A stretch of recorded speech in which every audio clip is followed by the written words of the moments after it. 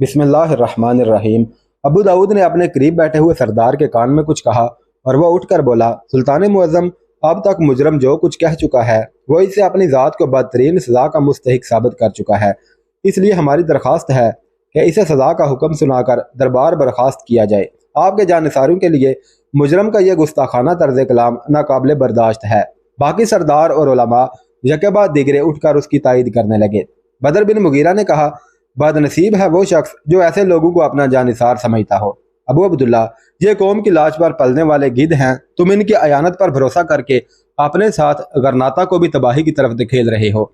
अबू अब्दुल्ला उठकर खड़ा हो गया और कांपती हुई आवाज में बोला, मैं बदर बिन मुगीरा को सुल्तनत गरनाता का बदतरीन दुश्मन होने के जुर्म में मौत की सजा देता हूँ। मुजरम को तलुए आफ्ताब से पहले कत्ल किया जाए। बदर बिन मुगीरा एक चट्टान की तरह खड़ा रहा। बैतुल हमरा के उस कमरे में आज तक ऐसा मुजरम पेश नहीं हुआ था जिसने इस कदर दिल फरेब और मरऊब कुन तबस्सुम के साथ अपने कत्ल का हुक्म सुना हो। उसकी खामोशी जुबान हाल से ये कह रही थी, मैं हमेशा मौत के साथ खेला हूँ। तुम मुझे मौत के मुंह में तो खेल सकते हो, लेकिन मुझसे मेरी मुस्कुराहटें नहीं छीन सकते। ये तबस्सुम जो मैंने तलवारों की छाऊं और तीरों की बारिश में सीखा है, आखिरी वक़्त तक तुम्हारी बुज़दिली और सफाकी और मकारी का तमस्खुर उड़ाता रहेगा। अबू दाऊद ने अज़्म इस्तक़लाल के उस पैकर मुजस्सम की तरफ देखा और उसे गरनाता का तख्तो ताज बेहकीकत नजर आने लगा। उसने अपने दिल में सवाल किया, क्या दुनिया की कोई दौलत एक इंसान को मौत से इस कदर बेनियाज कर सकती है? आखिर वो कौन सा जज्बा है जिससे सरशार होकर ये लोग जिंदगी और मौत में कोई फर्क महसूस नहीं करते? ये नौजवान जल्लाद की तलवार को इस कदर करीब देख कर मुस्कुरा रहा है और रबिया दवा की प्याली जहर समझ कर पी गई थी। आखिर क्यों? क्या इसलिए कि ये मौत और हयात का राज समझ गए हैं? मैं उंदलस के तहत पर काबिज हो सकता हूँ, लेकिन क्या ये कामयाबी मौत के भयानक चेहरे के सामने मुस्कुराना सिखा देगी? नहीं नहीं, बल्कि हर कामयाबी के बाद मेरे लिए मौत का चेहरा भयानक तर होता चला जाएगा। उसने अपनी जिंदगी में पहली बार ये महसूस किया कि मौत पर गालिब आना दुनिया में इंसान की सबसे बड़ी कामयाबी है। यह उसकी सबसे बड़ी फतह है और ये फतह सिर्फ उन लोगों को नसीब होती है जो ये समझ लेते हैं कि उनकी मौतो हयात सिर्फ खुदा के लिए है। बदर बिन मुगीरा ने मेरी तरह अपने लिए नहीं बल्कि सिर्फ खुदा के लिए लड़ना सीखा है। खुदा इसके लिए किसी महूम ताकत का नाम नहीं बल्कि एक हकीकत है। वो हकीकत जिसका सहारा लेकर वो मौत के सामने एक चट्टान की तरह खड़ा है। काश मैं मौत पर ऐसी फतह हासिल कर सकता। अबू दाऊद को अपने ख्यालात के तमाम महल मट्टी के अंबार नजर आने लगे। अबू अब्दुल्ला अपनी मसनद से उठकर अकबी कमरे में चला गया। पहरेदार बदर बिन मुगीरा को बाहर ले गए और सरदार और उलमा यके बाद दिगरे आगे बढ़कर अबू दाऊद को उसकी शानदार कामयाबी पर मुबारकबाद पेश करने लगे। लेकिन वो ये महसूस कर रहा था कि वो उसका मजाक उड़ा रहे हैं। एक गुलाम ने आकर कहा कि अबू अब्दुल्ला दूसरे कमरे में आपका इंतजार कर रहे हैं। थोड़ी देर बाद अबू अब्दुल्ला एक खूबसूरत कमरे में अबू अब्दुल्ला के सामने बैठा हुआ था। बदर बिन मुगीरा के सामने उसे अपनी कमतरी का जो एहसास हुआ था वो अबू अब्दुल्ला की सोहबत में आहिस्ता आहिस्ता दूर हो रहा था। गरनाता का नाम निहाद सुल्तान उसे एक माफूकुल फितरत इंसान तस्लीम करता था। जब वो कमरे में दाखिल हुआ तो उसने आगे बढ़कर अबू दाऊद के साथ मुसाफा करने के बाद झुककर उसके हाथ को बोसा दिया। उसके साथ बातें करते वक्त भी अबू अब्दुल्ला का लहजा मामूल से कहीं ज्यादा न्याजमंदाना था। जब अबू अब्दुल्ला ने चंद बार यह कहा कि आज से आपका हर इशारा मेरे लिए एक हुक्म होगा, तो अबू दाऊद का एहसास बरतरी बेदार होने लगा और वो ये सोचने लगा कि वो दुनिया जिसमें थोड़ी देर कबल मेरे ख्यालात भटक रहे थे फ़कत एक मफरूज़ा थी। इस कराए अर्ज़ पर बहुत बड़ी अक्सरियत उन लोगों की है जो अबू अब्दुल्ला की दुनिया में रहते हैं, और इस दुनिया में मैं लाखों से ज़्यादा ज़हीन और अक्लमंद हूँ। मैं अबू अब्दुल्ला जैसे लाखों इंसानों को अपने इशारों पर नचा सकता हूँ। मैं इस दुनिया में अपनी कामयाबी के रास्ते साफ कर चुका हूँ। मैं इन्हीं रास्तों पर चलता रहूँगा और हर नई कामयाबी के बाद मेरा एहतराम करने वालों की तादाद में इजाफा होता जाएगा और मरते वक्त मुझे ये तलख एहसास नहीं होगा कि मेरी ज़िंदगी की कोई हसरत पूरी होने से रह गई है। मुझे बदर बिन मुगीरा के मुतल्लिक नहीं सोचना चाहिए। उसकी दुनिया मेरी दुनिया से मुख्तलिफ है। मुझे उसके मुतल्लिक सोचकर परेशानी के सिवा कुछ हासिल ना होगा। मेरी दुनिया वो है जहाँ अबू अब्दुल्ला जैसे अहमक रहते हैं। मैं उनमें से लाखों का रहनुमा और हुक्मरान बनने के लिए पैदा हुआ हूँ। मैं इंसानों के रेवड़ हाँकने के लिए पैदा हुआ हूँ। इन ख्यालात में उसे रबिया का ख्याल आया और उसे ये परेशानी होने लगी कि जब वो होश में आएगी तो मैं उसे क्या जवाब दूंगा। मुमकिन है कि एहसासात की शिद्दत ने उसे दवा के असर से बेहोश ना होने दिया हो। मैं उसे क्या जवाब दूंगा और एंजला भी उसका साथ देने पर मजीद नजर आती है। وہ دروازے پر میرا انتظار کر رہی ہوگی۔ وہ مجھے اپنی بہن کے لیے ہمدردی کے آنسوؤں سے پریشان کرے گی۔ ابو داؤد کی طرح ابو عبداللہ کو بھی یہ پریشانی تھی کہ اگر یہ خبر حرم تک پہنچ گئی تو اس کی ماں اور بیوی، جنہوں نے موسیٰ کے قید ہونے پر 3 دن تک کھانے کو ہاتھ نہیں لگایا تھا، اسے آڑے ہاتھوں لے لیں گی۔ اس نے ابو داؤد سے کہا، میں نے داروغہ کو حکم دیا تھا کہ وہ اسے قتل کرتے ہی مجھے اطلاع دے۔ میں اس کارروائی کے اختتام تک حرم میں داخل ہونا پسند نہیں کرتا۔ ابو داؤد نے کہا، آپ ربیہ کے طرز عمل پر پریشان نہ ہوں، مجھے اس سے یہ توقع نہ تھی، لیکن وہ بہت زیادہ ذکی الحس ہے۔ وہ دوسرے کمرے میں جا کر بے ہوش ہو گئی تھی۔ مجھے یقین ہے کہ وہ اس وقت بھی ہوش میں نہ تھی۔ ابو عبداللہ نے کچھ سوچ کر کہا، آپ برا نہ مانیے، اگر اس نے عالم ہوش میں بھی یہ باتیں کی ہوں تو کم از کم مجھے کوئی تعجب نہیں ہونا چاہیے۔ غرناطہ کی ہزاروں لڑکیاں اس کی شجاعت کے گن گاتی ہیں۔ آج میں اس کی صورت دیکھ کر یہ محسوس کر رہا تھا کہ اگر میں خود بھی ایک لڑکی ہوتا تو اس کی مردانہ اداؤں سے متاثر ہوئے بغیر نہ رہتا، لیکن مجھے امید ہے کہ ربیہ اسے بہت جلد بھول جائے گی۔ ابو داؤد نے موضوع بدلنے کے لیے کہا، داروغہ اس کی لاش کو ٹھکانے لگانے سے پہلے نہیں آئے گا، کیا یہ بہتر نہ ہوگا کہ ہم اتنی دیر شطرنج سے دل بہلائیں؟ ابو عبداللہ بولا، آپ نے میرے دل کی بات کہی ہے، لیکن ایک شرط ہے کہ رات کا باقی حصہ یہیں گزارا جائے۔ ابو داؤد نے جواب دیا، میں دوپہر تک آپ کے ساتھ بیٹھنے کے لیے تیار ہوں۔ بدر بن مغیرہ کو نہایت پیچیدہ اور زمین دوز راستوں سے گزار کر ایک ایسی کوٹھڑی میں پہنچایا گیا جس کا دروازہ صرف ایسے ہی موقع پر کھلتا تھا۔ ان 8 سپاہیوں کے علاوہ جو بدر بن مغیرہ کے ساتھ آ رہے تھے، راستے میں جگہ جگہ پہرے دار کھڑے تھے۔ کوٹھڑی کے اندر مشعل جل رہی تھی اور جلاد اس کا منتظر کھڑا تھا۔ بدر بن مغیرہ کی طرف سے کسی مزاحمت کا سامنا کیے بغیر سپاہیوں نے اس کی کلائیاں ایک آہنی شکنجے میں کس دی۔ سپاہی داروغہ کے اشارے سے باہر نکل گئے اور وہ دروازہ بند کر کے بدر بن مغیرہ کی طرف متوجہ ہوا اور بولا، یہ ایک رسمی بات ہے، لیکن میں آپ کو یقین دلاتا ہوں کہ مجھے آپ کی موت سے زیادہ کسی کی موت کا افسوس نہیں ہوگا۔ اس لیے میں الحمراء کے داروغہ کی حیثیت سے نہیں بلکہ آپ کے ایک ہمدرد کی حیثیت سے آپ سے یہ پوچھتا ہوں کہ موت سے پہلے آپ کسی ایسی خواہش کا اظہار کر سکتے ہیں جسے پورا کرنا میرے بس میں ہو؟ بدر بن مغیرہ نے جواب دیا، میں جانتا ہوں کہ تم بے بس ہو، میری ایک خواہش پوری کرنا شاید تمہارے بس میں ہو، اور وہ یہ کہ اگر تمہیں کسی دن ابو عبداللہ کو ابو داؤد یا اس کے کسی دوست کے حکم سے موت کے گھاٹ اتارنا پڑے تو اس مقصد کے لیے یہ کوٹھڑی استعمال نہ کرنا۔ میں یہ نہیں چاہتا کہ اس کا خون میرے خون کے ساتھ شامل ہو۔ داروغہ نے کہا، آپ ربیہ کو کوئی پیغام دینا چاہتے ہیں؟ نہیں، ربیہ کو کوئی پیغام دینے کے لیے مجھے کسی شخص کے توسط کی ضرورت نہیں، وہ میرے بعد میری روح کا پیغام سن سکے گی۔ تم اپنا کام ختم کرو۔ داروغہ نے جلاد کی طرف دیکھا۔ جلاد نے گزشتہ 10 برس میں پہلی بار اس کی آنکھوں میں آنسو دیکھے۔ اس نے داروغہ کے ہاتھ کا اشارہ پا کر برچھا اٹھایا اور داروغہ دوسری طرف منہ پھیر کر اپنے آنسو پوچھنے لگا۔ کسی نے زور سے دروازہ کھٹکھٹایا اور داروغہ نے جلدی سے مڑ کر جلاد کا ہاتھ پکڑتے ہوئے کہا، ٹھہرو، اور پھر اس نے دروازے کے قریب جا کر زور سے آواز دی، کون ہے؟ اس کے جواب میں پہرے داروں کی سہمی ہوئی آوازیں آئیں، دروازہ کھولو۔ اس نے جلدی سے کنڈی کھول دی اور دروازے پر الحمراء کے ناظم اعلیٰ ابو عبداللہ کی عمر رسیدہ ماں اور اس کی بیوی اور اینجلا کو دیکھ کر حیران رہ گیا۔ ان کے پیچھے چند خواجہ سرا کھڑے تھے۔ الحمراء کے ناظم اعلیٰ نے اندر جھانکنے کے بعد اطمینان کا سانس لیتے ہوئے کہا، ہم وقت پر پہنچ گئے ہیں۔ بیگمات سلطان کے سب سے بڑے دشمن کو اپنی آنکھوں سے قتل ہوتا دیکھنا چاہتی ہیں۔ داروغہ نے پریشان ہو کر کہا، بیگمات کی خواہش کی تعمیل میرا فرض ہے، لیکن انہیں ہم لوگوں کو سلطان کے عطاب سے بچانے کا ذمہ لینا پڑے گا۔ ابو عبداللہ کی ماں نے کمرے میں پاؤں رکھتے ہوئے کہا، تمہیں انعام کی توقع رکھنی چاہیے، آج ہمارے بیٹے نے ایک بہت بڑے دشمن پر فتح پائی ہے۔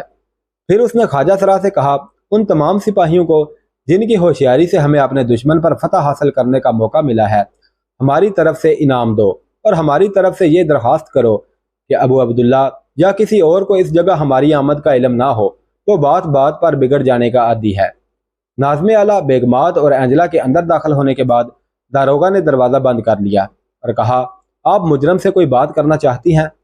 ابو عبداللہ کی ماں نے آہستہ سے کہا کہ تم بھی بدر بن مغیرہ کو مجرم سمجھتے ہو؟ داروغہ حیران ہو کر اس کی طرف دیکھنے لگا۔ ابو عبداللہ کی ماں نے اپنا ہار اتار کر اس کے ہاتھ میں تھما دیا اور کہا، یہ تمہارا انعام ہے۔ ابو عبداللہ کی بیوی نے اس کی تقلید کی اور اپنے جواہرات سے کنگن اتار کر حبشی جلاد کو پیش کر دیے۔ جلاد تذبذب کی حالت میں داروغہ کی طرف دیکھنے لگا اور داروغہ ناظم اعلیٰ کی آنکھ کا اشارہ پا کر بولا، ملکہ عالم، آپ حکم دیجئے۔ हम किसी इनाम के लालच के बगैर उसकी तामील करेंगे। ये हार और कंगन अपने पास रखिए। अब अबू अब्दुल्ला की माँ ने कहा, इसमें शक नहीं कि अलहमरा की अमारत और सतवत एक फसाना बन चुकी है, लेकिन सुल्तान की माँ और उसकी बेगम इस कदर तंग दस्त नहीं कि अपने वफादारों को मामूली इनामात भी ना दे सके। हमें यह एहसास ना दिलाओ कि हम गरीब हैं। हम पत्थर के ये चंद टुकड़े सरहदी अकाब बदर बिन मुगीरा पर नछावर करना चाहती हैं। नाज़्म आला ने दरोगा से कहा, अब क्या सोच रहे हो? मैंने तमाम इंतजामात मुकम्मल कर लिए हैं, इन्हें छोड़ दो। दारोगा ने हबशी की तरफ इशारा किया और उसने फौरन अबू अब्दुल्ला की बीवी के हाथ से कंगन ले लिए। बदर बिन मुगीरा का मुंह दूसरी तरफ था। वह उनकी बातें सुन चुका था और उसकी आंखों में उस ज़ाते किबरिया के लिए तशक्कुर के आंसू जमा हो रहे थे जो अपने बंदे को किसी हालत में भी फरामोश नहीं करती। जल्लाद ने शिकंजा खोल दिया। बदर बिन मुगीरा उठा और मुड़कर अपने मोहसनों की तरफ देखने लगा। मलका ने आगे बढ़कर कहा, बेटा मुझे अपनी माँ समझो, मैंने अपना फ़र्ज अदा किया है, लेकिन तुम अगर इसे एक नेकी समझो तो वक़्त आने पर मेरे बेटे अबू अब्दुल्ला से इंतकाम लेने के बजाय उसे रहम का हकदार समझना। बदर बिन मुगीरा ने जवाब दिया, मैं अब भी उसे काबिल रहम समझता हूँ। मैं देख चुका हूँ कि वो मिलत फरोशों के हाथ में किस कदर बेबस है। अबू अब्दुल्ला की बीवी ने आबदीदा होकर कहा, मैं आपसे वादा लेना चाहती हूँ कि आप दिल बर्दाश्ता होकर अहले गरनाता से किनारा कश नहीं हो जाएंगे। सिर्फ गरनाता ही नहीं बल्कि उंदलस की हर मुसलमान औरत आपको अपना मोहसन समझती है। बदर बिन मुगीरा ने मुतासर होकर कहा, मेरी बहन, गरनाता इस्लामियान उंदलस का आखिरी हसार है और मैं और मेरे साथी आखिरी दम तक इसकी हिफाजत करेंगे। मलका ने कहा, यह बातों का वक़्त नहीं, मुझे डर है कि अबू अब्दुल्ला का कोई साथी इस तरफ ना आ जाए। हम तुम्हें अपनी जिम्मेदारी पर रिहा कर रही हैं और हमें यह इत्मीनान है कि हम अबू अब्दुल्ला के बाखबर होने पर भी उसकी नज़र अताब से महफूज रहेंगी। ताहम महल के उन मुलाजमों के लिए जिन्होंने तुम्हारे साथ वफा की है, तुम्हें उस वक़्त तक रुपोश रहना पड़ेगा जब तक कि अबू अब्दुल्ला अपने किए पर नादम नहीं होता, वरना तुम्हारे बजाय उन लोगों को रुपोश होना पड़ेगा और अलहमरा पर सुल्तनत के गद्दारों का पूरा तसल्लुत हो जाएगा। बदर बिन मुगीरा ने जवाब दिया, आप इत्मीनान रखिए, सिर्फ चंद काबिल एतमाद लोगों के सिवा किसी को मेरी ज़िंदगी का इल्म नहीं होगा। एक बहुत बड़े मकसद के लिए मेरा रुपोश रहना ज़रूरी है। मलका ने कहा, खुदा तुम्हारा हामी और मददगार हो। एंजला अब तक खामोशी से बदर बिन मुगीरा की तरफ देख रही थी। बदर बिन मुगीरा उसकी तरफ मुतवज्जे हुआ। वो इज़्तिरारी हालत में एक कदम आगे बढ़ी और झिझकते हुए बोली, आप रबिया के मुतल्लिक परेशान ना हों, उसका यहाँ आना मुश्किल था।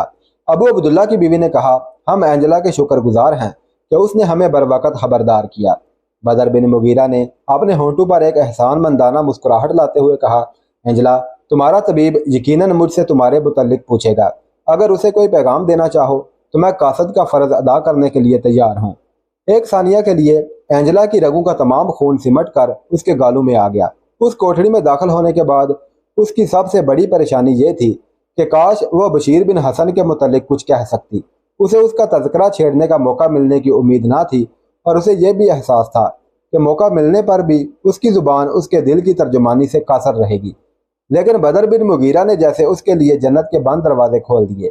वो बोली, वो मेरे मोहसन हैं, मेरी तरफ से उन्हें यह रुमाल पेश कर दीजिएगा। एंजला ने झिझकते हुए आगे बढ़कर सुरह रंग का एक छोटा सा रुमाल बदर बिन मुगीरा के हाथ में दे दिया।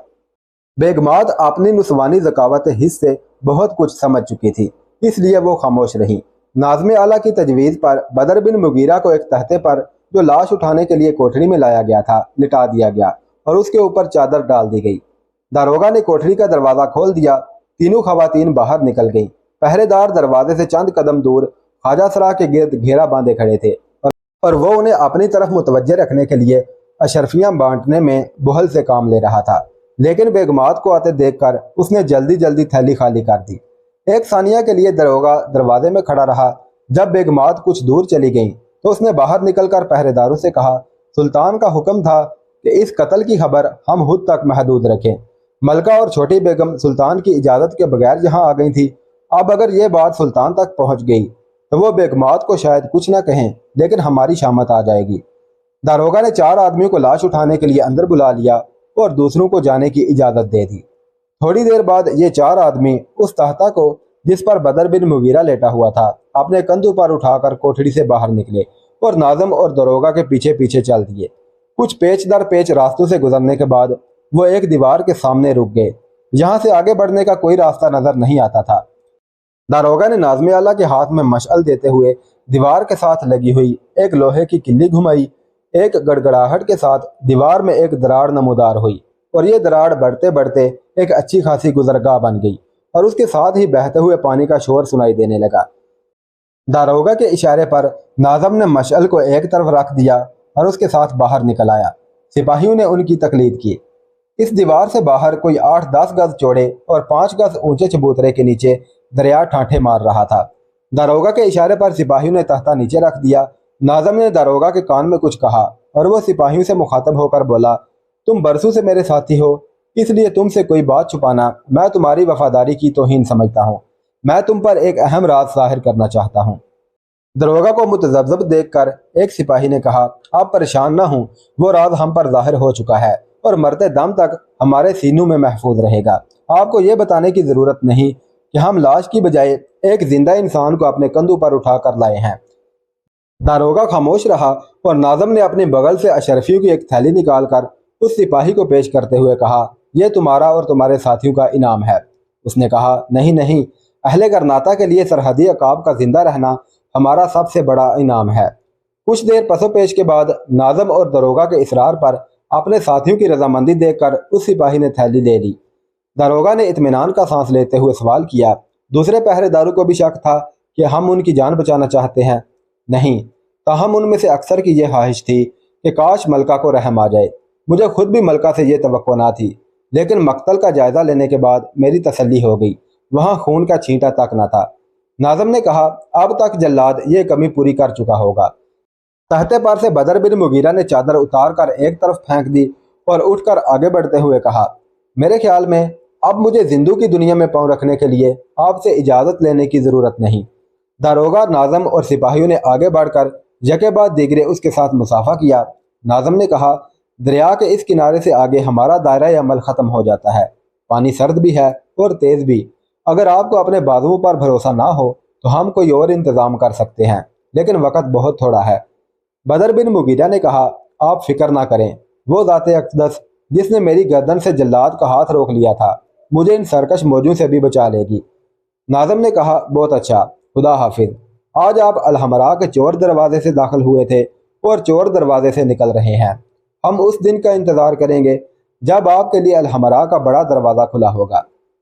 बदर बिन मुगीरा खुदा हाफिज कहकर किनारे की तरफ बढ़ा और एक लहजा तामिल के बाद दरिया में कूद पड़ा। दरिया के दूसरे किनारे थोड़ी देर सुस्ताने के लिए बदर बिन मुगीरा एक पत्थर पर बैठ गया। आसमान पर बादल छट चुके थे और सितारे जगमगा रहे थे। बदर बिन मुगीरा उठने का इरादा कर रहा था कि उसे किसी के पाँव की आहट सुनाई दी। वो जल्दी से उठकर दबे पाँव चलता हुआ एक दरख्त की आड़ में खड़ा हो गया।